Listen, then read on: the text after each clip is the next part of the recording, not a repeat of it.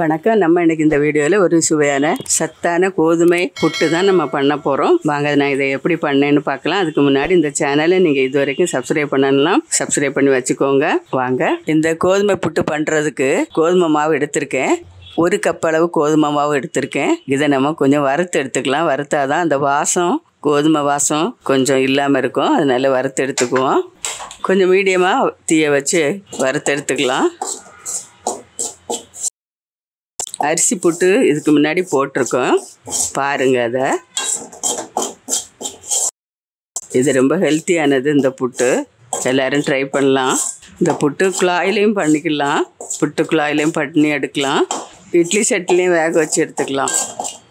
நான் இன்றைக்கி இட்லி செட்டில் தான் வேக வச்சு எடுக்க போகிறேன். அரிசி புட்டு பண்ணும்போது அதை குழாயில் தான் பண்ணி காட்டியிருக்கேன். இப்போ வறுத்தது போதும். ஒரு 2 நிமிஷம் மீடியமான தீயில் வறுத்துருக்கேன். இது ஆறட்டும். இப்போ இது நல்லா ஆறிட்டு மாவு இதில் கொஞ்சம் 1/4 டீஸ்பூனை விட கம்மியாகவே போடுறேன், கொஞ்சம் உப்பு. இப்போ இதை புட்டுக்கு நல்லா விரவி எடுத்துக்கலாம்.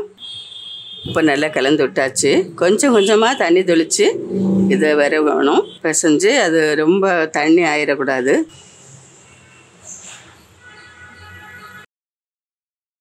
இந்த விரல் வச்சு நல்லா கிண்டி கொடுக்கணும். கை வச்சு நல்லா நம்ம உருட்டி பிசைஞ்சிடக்கூடாது.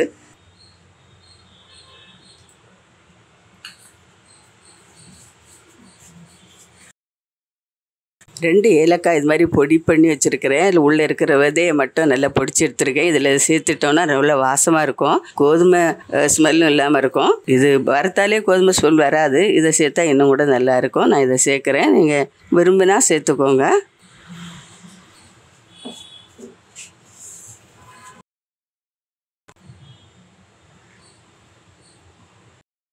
இப்போ இந்த மாதிரி பிசைஞ்சிட்டேன். இதில் 1, 2 அப்படி துண்டு துண்டாக இருக்கிறத கை வச்சு உடச்சி இப்படி விட்டுடலாம். இந்த அளவு பிசைஞ்சா போதும்.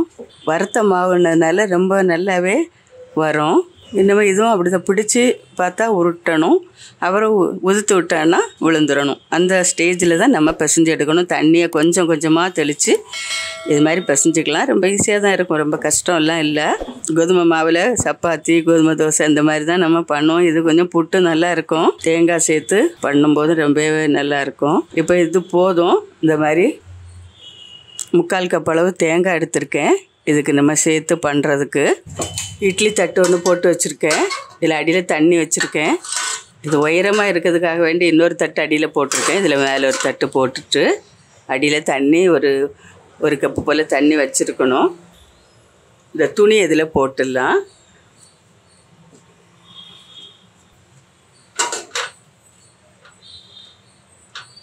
துணி இது மாதிரி போட்டுட்டு கோதுமை மாவில் கொஞ்சம் தூவிக்கலாம். அப்புறம் அந்த தேங்காயில் கொஞ்சம் தூவிக்கலாம்.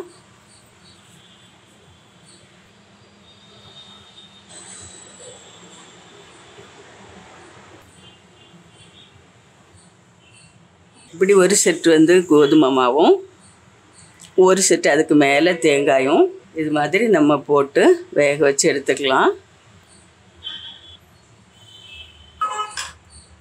இப்போ இதை அப்படி மூடி வச்சிடலாம். தீ பற்ற வச்சிடலாம். இப்போ நம்ம மூடி வச்சிடலாம். இதுக்கு சரியான அளவில் ஒரு மூடியை பார்த்து எடுத்து வச்சுக்கோங்க.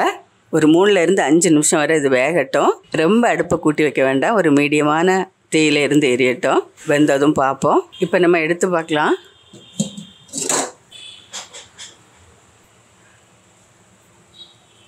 அடுப்பு ஆஃப் பண்ணிடலாம். நல்லா வந்துட்டு இதை இப்படி எடுத்துடலாம் வெளியே. இப்போ இதை இதில் தட்டிடலாம் பாத்திரத்தில். இப்போ இந்த கோதுமை புட்டு சூப்பராக ரெடி ஆயிட்டு. இதில் நீங்கள் இனிப்பு எதுனாலும் வச்சு சாப்பிட்லாம். சீனி அல்லது பனை வெல்லம் வச்சு சாப்பிட்லாம். இதில் குழம்பு ஊற்றியும் சாப்பிட்லாம். பருப்பு குழம்பெல்லாம் ஊற்றி சாப்பிட்டாலும் நல்லா டேஸ்ட்டாக இருக்கும். இது ரொம்பவே நல்லா இருக்குது. இவ்வளோதான். நீங்களும் வீட்டில் இது மாதிரி ட்ரை பண்ணுங்கள். மறுபடியும் ஒரு நல்ல ரெசிபியோடு நான் உங்களை சந்திக்கிறேன். மறக்காமல் லைக் பண்ணுங்கள், கமெண்ட் பண்ணுங்கள், சப்ஸ்கிரைப் பண்ணுங்கள். நன்றி. God bless you.